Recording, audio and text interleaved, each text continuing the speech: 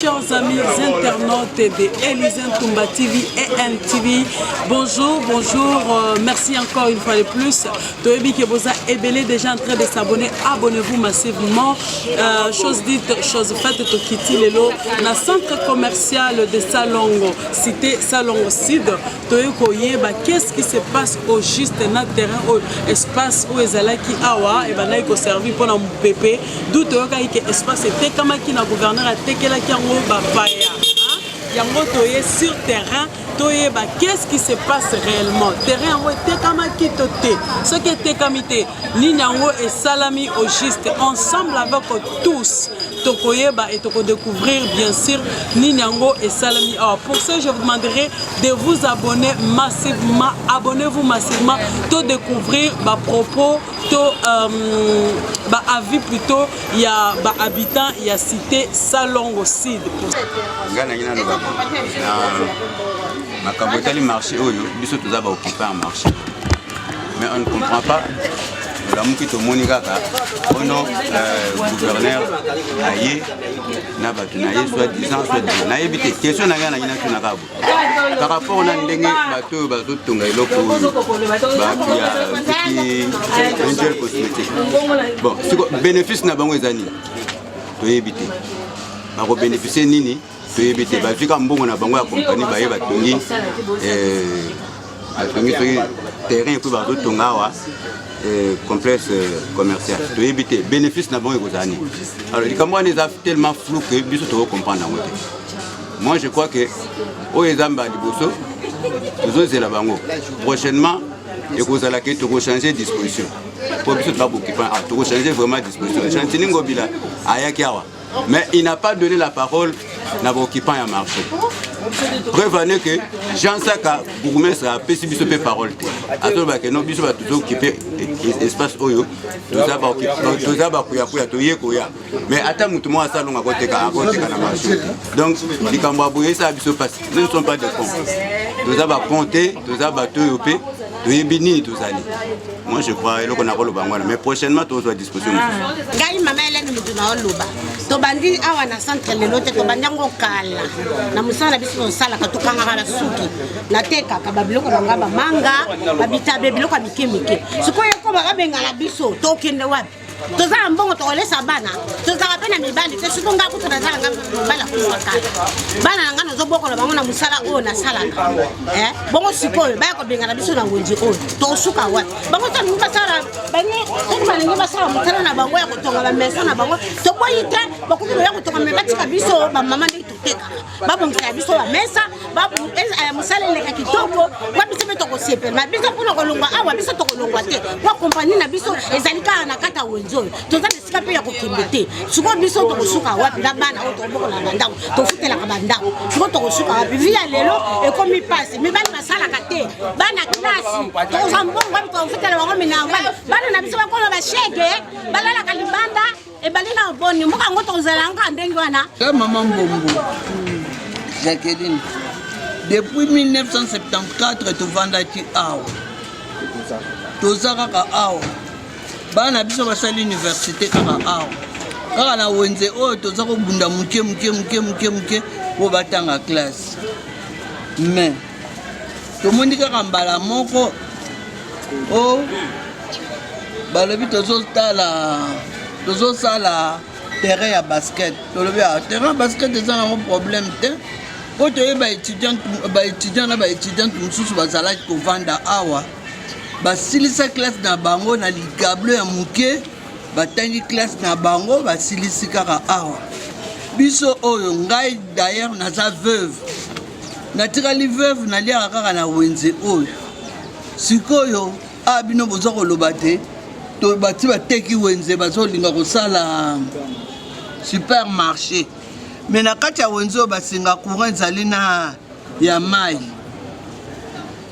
kutu ebimaka lisusu te à cause ka ya basinga ya courant oyo na courant ekoma mabe likolo kaka ya bakokata kobongisa te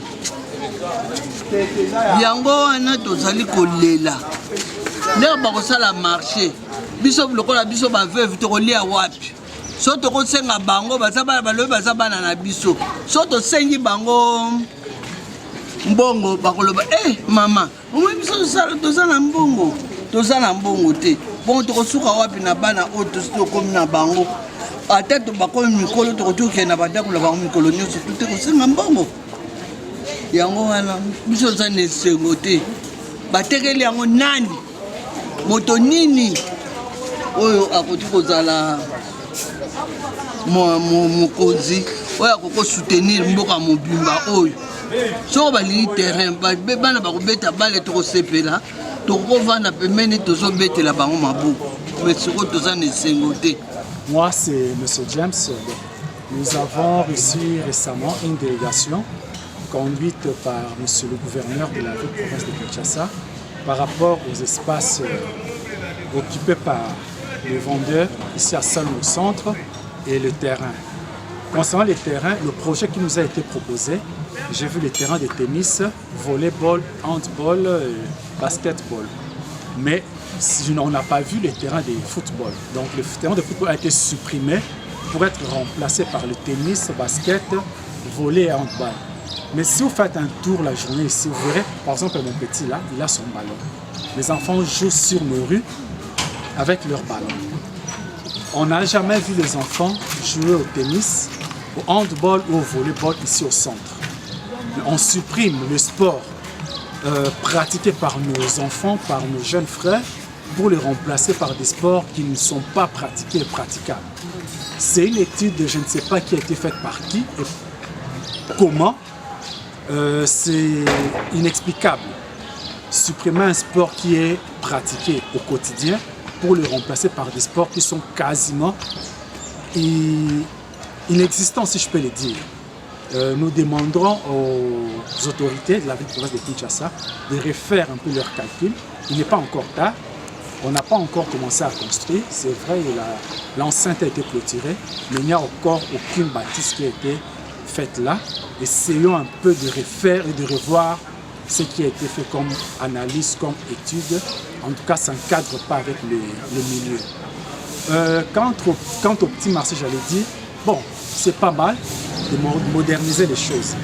Mais nous voulons, après que le marché soit modernisé, que les montants qui sera fixés pour les étalages et pour les boutiques ou les échoppes soient proportionnels aux réalités du terrain. Parce qu'il faut savoir que cela aura certainement une incidence sur les coûts des marchandises de ceux-là qui auront à occuper ces étalages et boutiques. Plus les choses seront chères, plus le loyer mensuel coûtera cher, plus cela aura aussi une incidence sur les prix, j'allais dire, de première nécessité par rapport à la population qui est bénéficiaire de leurs services. C'est un peu, de façon générale, mon avis et mes considérations par rapport à tout ce qui a été fait incessamment.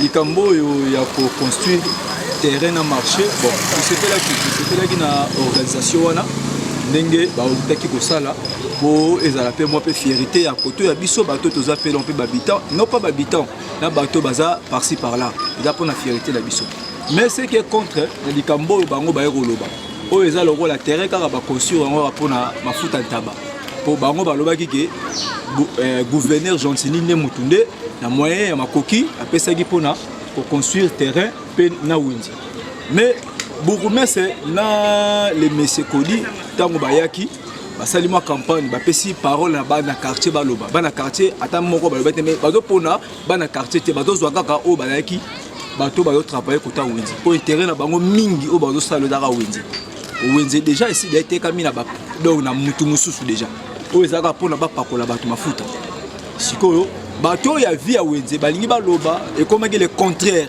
ceux qui balobi ba komi ko menacer bango bourgmestre komi ko menacer bango leta kanga bango yo toloba oloba pona kanga yo ozo bate olobela mukonzi ponini yemoko gouverneur ne mutu apesi ba autorisation surtout musana na esala manakata quartier na mais tu veux mona le contraire lobby bayambi yemoko Gentini aye iloko Gentini lobaki ya grave wana za lagité Gentini lobika pona mboka ko bonga ba kolia bien et de suite alobaki bonga mais pona makambo itali construction ya bi iza yete eza soki engin cosmétique nde ye nde motu nde atie bamoyen na ye en jeu terrain makasi eza nde wenze baoyo baza wana wenze oyo eza mbula na mbula ebokoli bato meme ata bango bagentili baki bana ewenze oyo ebokoli bato siko baoyo baza wana baoyo baotravaille wana yoka maloba na bango bakobanda kosala baoyo baza kote oyo bakozonga na nsima oyo ya nsima kuna omonike projet na bango maloba na bango oyo bazokende ifale babake soki tosilisi kote baoyo kuna bakozonga boye non eza kaka ke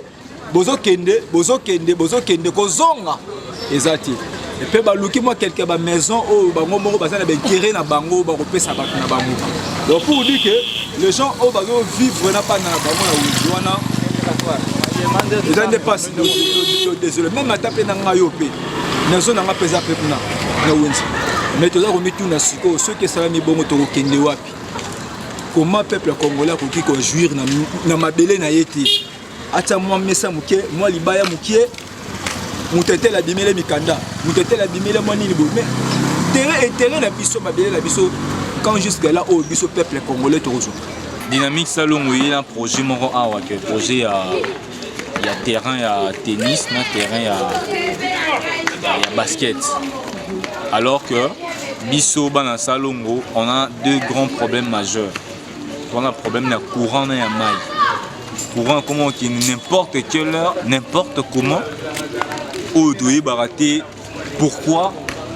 Bah raison moi après ça biso même jour à délestage et courant qui n'a pour une raison non valable. Alors étant moi dans Salongo. Dynamique Salongo, il y a eu projet pour bonir terrain, pour moderniser ou alors moi je ne trouve pas ça que c'est très utile parce que nous on est en train de chercher quelque chose d'utile qui est l'électricité et l'eau. Mais on va dire qu'ils ont voulu terrain, construire terrain à basket, na tennis, peut-être pour jeunesse et comment se développer dans le domaine du sport. On a place de terrain à la Kakaboui. Non mais vous voyez, jeunesse et gros, on a un sport, mais en fait le quartier d'abord il faut être à l'aise. Okay. C'est vrai que y a développement, mais développement est nuisible, il y a nuisibilité. Vous voyez, il y a Michel Bakenda qui a asphalté, modernisé le tunnel et nuit mon côté. Mais sur le terrain à tennis awa, où l'eau est urgenté, nous avons besoin de l'eau urgent pour rendre en maille. Sur Tali awa, bamoun déjà sauté. Donc, habitant à Salon, on va contre construction à terrain à basket. En tout cas, Dynamique Salon, ça dit l'eau il fallait ça la terre. Il fallait normalement consulter le notable à Salon. Bah ancien à Salon pour na awa, ils ont quand même na ba accord mon boana. Et en plus, sur Tali na fait ya ba terrain awa, ils ont ba singa courant. D'accord. Bah singa courant je ne sais pas s'ils ont consulté la SNEL. OK. Donc voilà, je suis contre ces projets, bien que c'est un projet lié au développement, mais en tout cas, c'était pas vraiment... Message dans les que Bakondamboka un peu ça et l'eau pour satisfaire toute la population et non faire quelque chose pour satisfaire une partie à... Papa nga comme la maman Blandine na teka na wenje o ya centre o iskato boko le la bana tozo lela a pour na terrain o tozo mona bazo ya batie ba matoli ba bwa ki ba zelo misale zo salam tozo yo ka terrain tekami o bazo tonga supermarché o bozo sa biso sko ba rotia biso wapi misala mi bali na biso ba sala raté mbongo to lesa bana to tangisa ba zo utaka awa siko solution ni ba kozela biso na likambo biso tozo kufa nango oyo ba teka biso terrain o te ba sala biso supermarché te o ba ville ezali balembe ba centre ezebele ba côté ba supermarché ba monika awa na terminer ça tozala ba supermarché na sous région awa tozala ngo suki misatu bon awa sous supermarché ya nini toza na posa supermarché te babongisa biso mpe wenze na biso totekaka tolesa bana tomesana so balingi toza ezala mpe wenze ya super ekozala kaka super wenze me batia biso supermarché te biso oza na posa totekaka apo tobokolela bana na biso awa soki mpenza batie supermarché awa bakoboma milimo ebele ya bato pafati pangobila botalela biso likambo oyo papa tobokolela bana apa ngobila yo oza mwana salongo oyebi wenze ndenge ebanda papa bolokela biso mawa eza wenze ya kala supermarché te bato wana bazokoexploite awa na Congo biso sikoyo bakolo Congo tosuka wapi toketonga na mboka na bango papa boyete tokobuka mabanga na so baye kotonga supermarché tokopanza ngo tokobenga ta bana kisenso baya kosunga biso na bana Mazalemba baya kosunga biso tobebisa makambo na bango nyonso wenze ekobuka mate wenze ekotonga mate biso tokoteka awa babongisela biso kaka wenze oya biso wenze ya centre commercial vraiment bato bayebi historique ya mwa wenze oyo ezalaki point de secours mpona bandeko nyonso baza tout autour ya centre bamama muti oyo bauta kokufa bamama Malita bamama Mukubwa bamama Agnès bamama Sylvie oyo bazali koteka mapa kamwa ndunda kamwa pilipili awa mais à notre grande surprise toye komona baclôturer wenze gouverneur Ngobila ye atia libanga pour autant dire bazosala mini stade ya basket et puis ya tennis.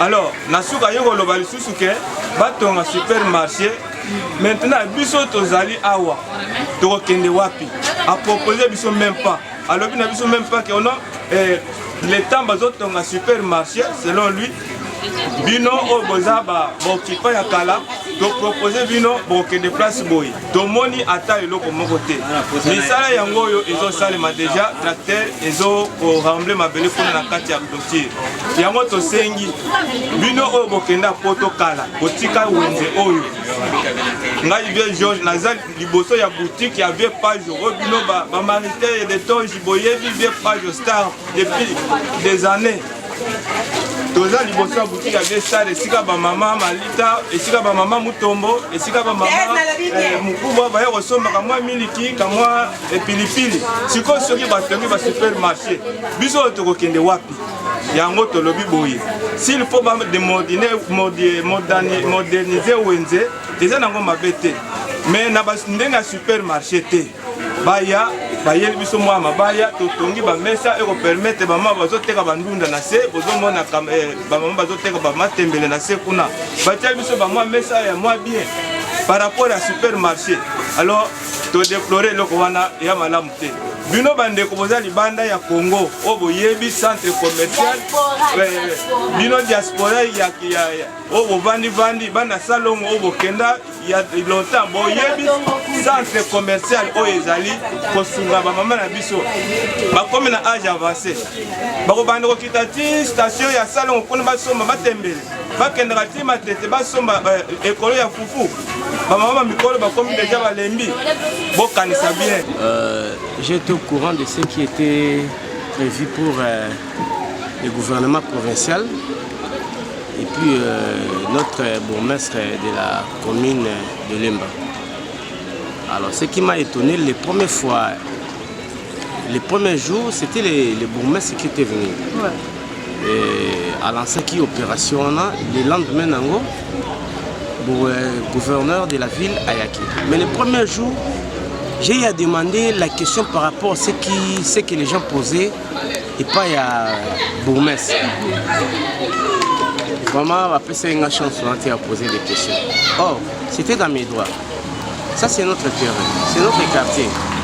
Il a fallu à ce qu'on leur demande. Il s'agissait de quoi? Leur ambition, c'est quoi? Ils voulaient quoi? Patati patata. Mais je me suis inquiété. Alors, après, j'ai vu que Baché Bapano, qu'il faut construire terrain avec les marchés, les supermarchés, toilettes publiques, terrain handball. Je crois que c'est le basket encore. Et puis le supermarché.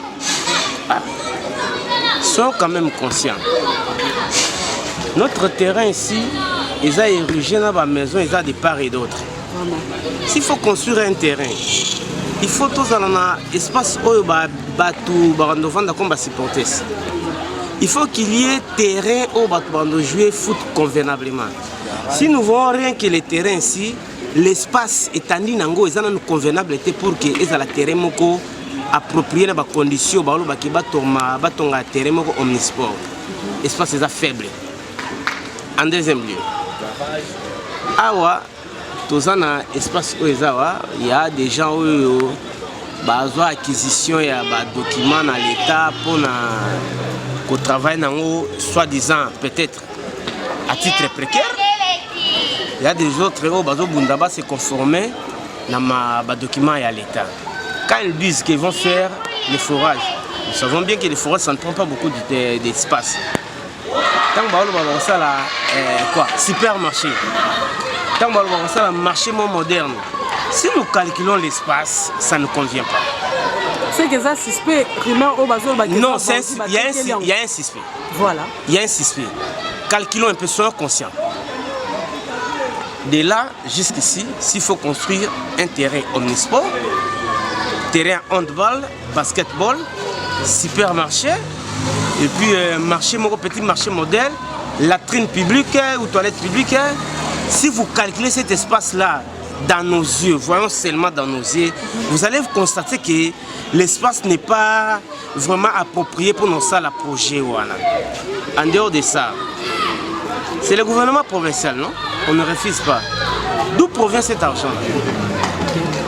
D'où provient cet argent pour faire les projets? Il y a terrain, oyo, et puis ça. C'est un peu louche. On n'a pas expliqué ça. En deuxième lieu, s'il faut faire ce terrain, c'est-à-dire les gens, on va faire des gradins, si c'est quoi là où on vend pour battre la match. Déjà, quand on a des difficultés à suivre le match, si quand il y a le terrain, qu'est-ce qu'il va disposer si le plan est en construction? Il va disposer ni pour que Batouba venda bas espace à suivre le match. Or, de part et d'autre, il y a les allées où ils permettent de mettre quota et bima. Ce qui m'a étonné depuis, c'est quoi? Ngobila, c'est un enfant du quartier. Mais si nous voyons dans les virages des salons, il y a des maboulous. Ça date depuis qu'on a lancé la route ici. Il n'a pas songé à Kokunda Maboulou, ça crée des fois des embouteillages. Si nous voyons cet argent-là, il faut réhabiliter Moussalana.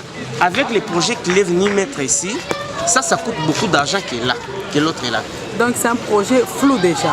Il y a un flou. Le gouvernement n'a Bissau. Il y a un flou, non. Le gouvernement central ou provincial, quoi dirais-je encore, je ne sais pas. On l'a mis sous le na projet où. Dans Salongo, on avait un terrain qu'on appelait le terrain de la SNEL. Quand vous êtes sur station Salongo, rond-point Ngaba, station Salongo vers sud, à côté, il y a Central Mogo et SNEL. On a vendu ce terrain-là. Or, le terrain-là permettait à ce que même 3 à 4 équipes, il y a football et bêta, na moment moko. On a vendu ça depuis 1990 quelque. Maintenant, nous sommes restés qu'avec Nassalongo, tout ce qui rien que kaka na terrain. Les terrains ont des salaka, place oyoyo, batuba beta bale. En deuxième lieu, les projets au Bango Bazo Kolobawana. Awa na sud a net enclavé. Nous avons seulement 2 entrées principales.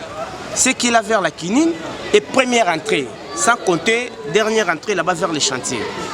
Tant que vous avez un supermarché, soyons clairs. Mituke banda kolongwa na nzela wana ekoti ya po baya na supermarché awa basomba biloko. Babanda koya na marché moderne pour basomba biloko. Donc voyons voir, c'est un peu du flou. Nous ne voulons pas assez que Salongo éthique à la vide. Il faut qu'il y ait un terrain, ne fût-ce qu'un petit terrain, où pendant les vacances, les enfants peuvent venir dans les autres coins pour jouer à. Et voilà, chers internautes de Élysée Ntumba TV, Voilà pourquoi vous comprendre, nasenga bino bo s'abonner massivement toti kolanda ba avis ya ba habitants ya quartier Salon aussi par rapport à terrain peu Wenze et ça les biso pas si vraiment ya otozo senga na batu nyonso o ba zako ba se sentir au moins dérangé par rapport à likambo o en tout cas soutenez la population pour base de solution. Tokutani bongo, à la prochaine, abonnez-vous massivement.